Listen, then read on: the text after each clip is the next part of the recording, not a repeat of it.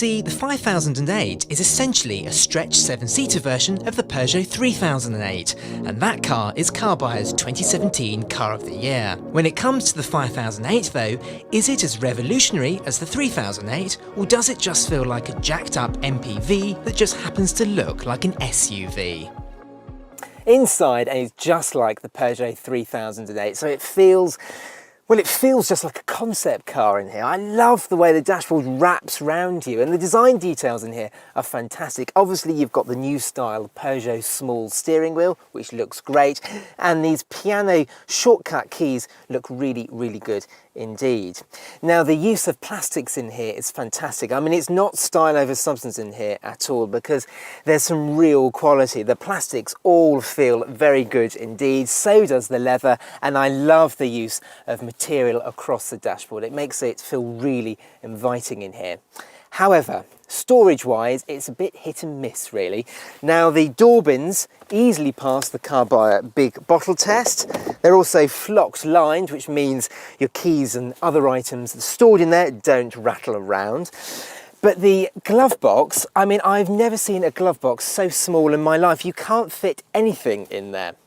So where am I going to put the large packet of crisps? Happily, there is a large storage place under the armrest, which is easily large enough for a large packet of crisps, but I can overlook the little problems with storage really, because it's the level of technology and standard equipment on this car that really does amaze me. Now on some models you can have fragranced air that is pumped through the air vents, and some models also have massaging seats. This car has it, and we've got various massaging functions, including something called cat's paw. That's very odd. But all cars come as standard with Peugeot's iCockpit. Now it's exactly the same as Audi's virtual cockpit. It is home to your navigation, your dials, your phone, and all sorts of other information. But the best thing about it is that it's standard on every single 5008. Trim levels are split into Active, Allure, GT line and Top Spec GT, and all cars come with 7 seats. Active trim gets you the digital dashboard and infotainment touchscreen, complete with Apple CarPlay and Android Auto, as well as 17-inch alloy wheels, autonomous emergency braking and reversing sensors. Allure brings all-round parking sensors, a reversing camera, sat-nav and some extra safety kit, while the GT line model you see here adds sport seats, 18-inch alloy wheels and LED headlights. Top Spec GT models come with keyless entry and go, adaptive cruise control, soft Nappa leather upholstery, massaging front seats and a panoramic sunroof. In the back, and there is tons and tons of room for the middle seat passengers. So let me just get comfortable here. Let's stick that headrest up. And you can see here we've got 3 individual seats. I mean, you don't get that in the Peugeot 3008, for instance. Now, there is tons and tons of knee room, and there's lots of nice little touches back here as well. On this car, we've got roller blinds for the children, and there are little tables here as well. I mean, they don't feel particularly strong, but they're a nice touch anyway. The door bins, I can fit 2 little water bottles in there, and there's some extra storage hidden in this car as well. Now under this completely flat floor, let me just peel back the carpet and you can see that there's a little flap here, and I can just stick those in there like that, put that down and roll the carpet back. Now you do get 3 individual rear seats back here, which is quite nice, and you can just about fit 3 child seats across here as well. And because they're all individual, they all slide forwards, they all recline as well, which is quite a nice touch. However, there is one bad thing. Despite all of these good things with the 5008, we come on to the big howler in the room, and that is headroom, because there is virtually none of it whatsoever. Now I'm just over 5'10", and my head is almost brushing the roof. And even though we've got a glass panoramic sunroof, there's still no space whatsoever. Weirdly, there is less headroom back here than there is in the 3008. I don't quite know how Peugeot have done it. Perhaps it's because these are individual seats and they're positioned a little bit higher up. But, I mean, that really isn't good enough. Now, as this is a 7-seater, I'm going to hop in the back so you can see how much space there is. It is quite straightforward. Pull down on that. That slides forwards. Let's hop in.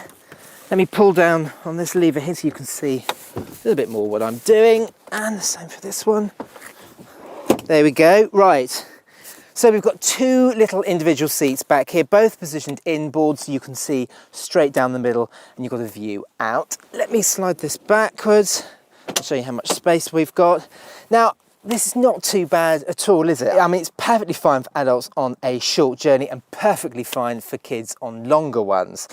The amazing thing back here, though, is that there is more headroom here than there is in the middle row. It is really quite odd. Right, let's hop into the boot and show you how much space there is round there.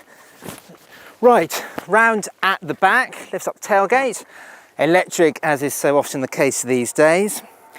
Now, when you're in full 7-seater mode, there's not a huge amount of boot room as you'd expect. I mean, really, there's enough boot room for a small piece of cabin-sized luggage, and that's it, really. Now, you may have noticed, where is the parcel shelf? Well, we've taken the parcel shelf out because we're in full 7-seater mode, but Peugeot has thought of this because, I mean, if you take it out, where do you put it? Well, let me just fold these seats down first of all and show you. Let me just grab the parcel shelf, let's put that in, and here we go. There is a 2 height mode, so there's a lower mode, so that can fit in there like that. Pull these back up, and there we are. That is somewhere to store the parcel shelf. That is quite nice. Right, let me just put those back down again. Take this out, throw this over here, there we are. And if you want some extra storage, you can remove the 2 rear seats. It is very straightforward. Let me just pull these out, the covers out, pull on this little lever here, and there we are. Look how easy that is to remove the seats. It's only really very useful if you want to add some extra storage to this car, but let's put those back in there like that. Fold back the covers, and there we are. That is your boot. There we are. Right, let me just fold down the middle seats. Bear with me. Right, slide that back. Slide that one down. Run round the other side. And the same with this one. Slide that back. Pull on the lever, pull that down. Pull the flaps down to cover up those large holes left where the seats were, and there you go. I mean, it is a bit of a faff with all the flaps and all the different seat mechanisms, but once they're fully down, you've got an absolutely vast cargo area. Under the bonnet, there's a large engine range. The cheapest is the 128 bhp 1.2 litre turbo petrol, and you can have that with a manual or an automatic gearbox.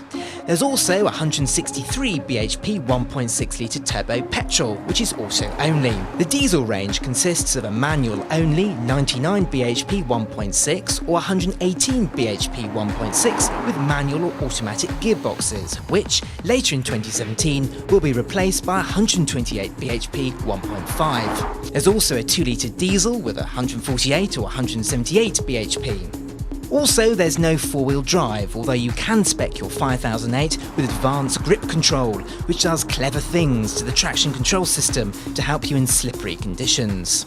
We've got the 1.2 3-cylinder turbocharged petrol engine here, and it's a very decent engine. It's revvy, very punchy, and if you're carrying 2 people or 3 people, it's going to be absolutely fine. However, if you're going to be carrying lots of people, 7 people for example, or a boot full of luggage, I think you're going to have one of the 1.6 petrols or diesels, because this, fully laden, starts to struggle just a little bit. Economy officially stands at between 49 to 55 mpg for the petrol engines and 59 to 69 mpg for the diesels. Obviously, the more power you go for, the less economy you'll see. As for performance, well, 0 to 62 miles an hour ranges from a ponderous 13.6 seconds for the basic 99 bhp to 9.1 seconds for the 178 bhp diesel. Handling wise, well, for the most part, the 5008 is absolutely fine. Now, because it's a little bit bigger than the 3008, it actually rides better than that car. The 3008 tends to hop and skip over bumps, whereas this levels bumps out a little bit more. It's almost on par with a Skoda Kodiaq for outright comfort.